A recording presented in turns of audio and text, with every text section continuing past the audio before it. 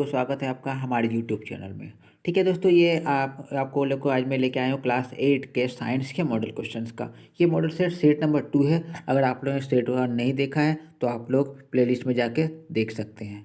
ठीक है, चलिए ये शुरू करते हैं। पहले सवाल के देखिए, 61वें नंबर सवाल में क्या है, तो अगर निम्न में से कौन सी धातु द्रव अवस्था पाया था। अगर बोला जाए कि धातु में, देखिए धातु में अगर द्रव बोला जाए तो वो आपका आंसर, सही आंसर होगा पारा। लेकिन अगर कहीं आपको बोलता है कि कौन सा अधातु है जो कमरे के ताप पर द्रव होता है, अधातु में बोलेगा, तो आप लोग आंसर क्या दीजिएगा, वो आंसर दीजिएगा ब्रोमीन। क्या दीजिएगा, ब्रोमीन। अगर धातु पूछेगा तो पारा बताइएगा और अधातु पूछेगा तो ब्रोमीन बताइएगा। चलिए नेक्स्ट सवाल को देखते हैं 62 नंबर में।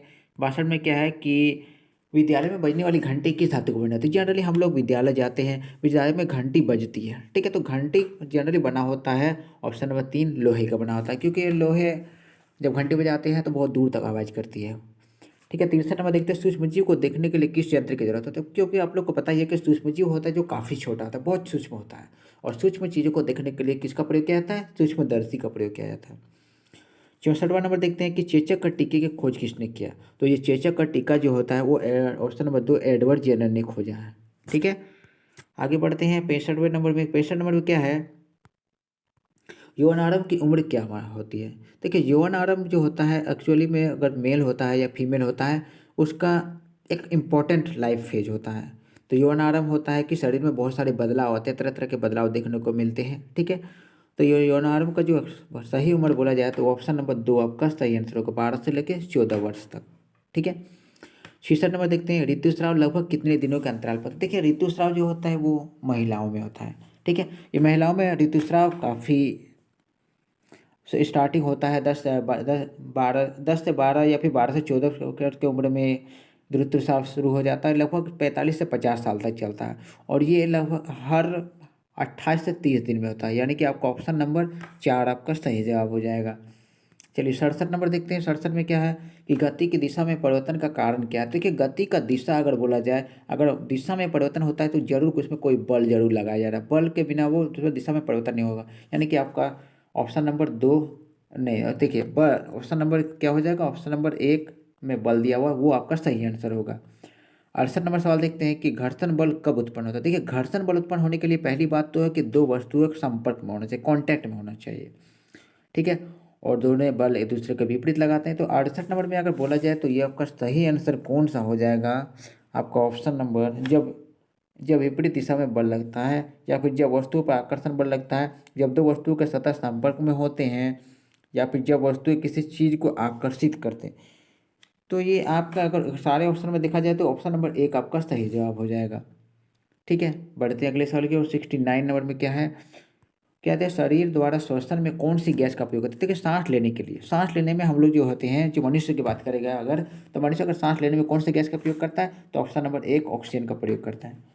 70 नंबर देखते हैं, आग बुझाने के लिए सबसे अच्छा सर्वत्र उपलब्ध पदार्थ कौन सा। देखिए आग बुझाना है तो आग बुझाने के लिए जनरली अगर सभी को मालूम है, आग बुझाने के लिए अगर सब जगह प्रयोग होने वाला, जो सब जगह उपलब्ध है, वो आपका ऑप्शन में से देखा जाए तो वो होता है ऑप्शन नंबर 1 जल हो जाएगा सही आंसर। चलिए 71 नंबर सवाल देखते हैं। 71 नंबर में क्या है कि एक गीले ब्रेड को 1-2 दिनों तक ऐसे ही छोड़ देने पर उसके ऊपर रुई की तरह और रोएदार रचनाएं उग जाती है, तो उसे क्या कहते हैं। तो उससे क्या कहते हैं, आपका ऑप्शन नंबर, देखिए जीवाणु, कवक, प्रोटोजोआ या शैवाल बोले। इसमें तो ऑप्शन में देखा जाए उसमें छोटे छोटे जीवाणु लग जाते हैं। ठीक है, तो होगा ऑप्शन नंबर 1 जीवाणु लग जाना ही ऑप्शन नंबर 1 आपका सही जवाब हो जाएगा। 72 नंबर में आ जाते हैं। देखिए 72 में क्या है कि इनमें में से कौन सी स्थिति एक भ्रांति है। भ्रांति है मतलब भ्रम है, यानी कि भ्रम है मतलब ये सच्चाई नहीं है।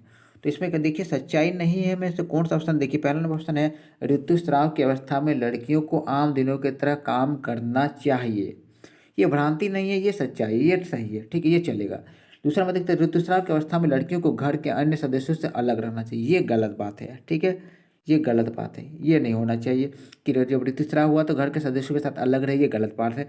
तीसरा नंबर देखते हैं, ऋतुस्राव की अवस्था में लड़कियों को रसोई नहीं पकाना चाहिए। देखिए ये भी गलत बात है। यानी कि अगर भ्रांति में बोला जाए तो ये 2 और 3 सही आंसर हो, यानी कि ऑप्शन नंबर 4 में दिया हुआ उपयुक्त 2 और 3 सही जवाब, ऑप्शन नंबर 4 आपका सही आंसर है।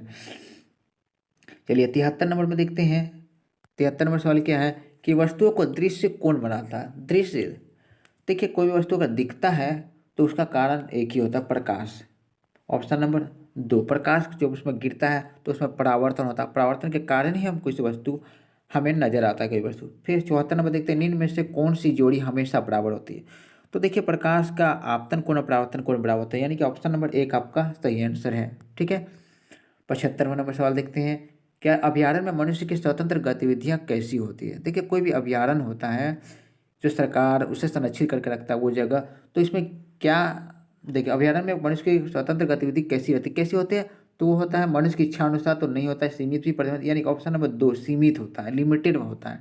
ठीक है, 76 नंबर देखते हैं, कौन सी गैस हरित गृह प्रभाव और वैश्विक तापमान के लिए मुख्य रूप से उत्तरदायी है। देखिए हरित गृह प्रभाव की बात करें, यानी कि ग्रीन हाउस प्रभाव। ग्रीन हाउस प्रभाव क्या होता है, और वैश्विक तापमान, जो धरती का जो गर्म हो जाता है, धरती गर्म होने का मेन कारण अगर देखा जाए तो ऑप्शन कार्बन डाइऑक्साइड और मीथेन होता है। ऑप्शन नंबर 1 आपका सही जवाब हो जाएगा। ठीक है, बढ़ते हैं अगले सवाल की ओर। ये देखिए 73 नंबर में सवाल क्या है कि भारत की सबसे प्रसिद्ध नदी कौन सी। देखो भारत का बोला जाए तो भाई ऑप्शन में देखा जाए तो ऑप्शन नंबर 4 गंगा नदी सबसे फेमस है। दूसरी बात 78 नंबर देखते हैं कि झारखंड के किस शहर में एक लोहा इस्पात की फैक्ट्री। देखिए लोहा का फैक्ट्री और इस्पात का फैक्ट्री तो आपका झारखंड में बोला जाए तो काफ़ी फेमस है, जमशेदपुर। ठीक है, ऑप्शन नंबर 1 आपका सही जवाब है। फिर बढ़ते हैं 89 नंबर सवाल के भाव, सामान्य वर्षा से कितना कम वर्षा होने पर सूखाग्रस्त क्षेत्र घोषित किया जाता है। देखिए किसी भी क्षेत्र को अगर सूखाग्रस्त घोषित किया जाता है तो सामान्य से कितना प्रतिशत वर्षा कम होने से उसे सूखाग्रस्त घोषित किया जाता है, वो आपका ऑप्शन नंबर 4 यानी कि 20% आपका सही जवाब है।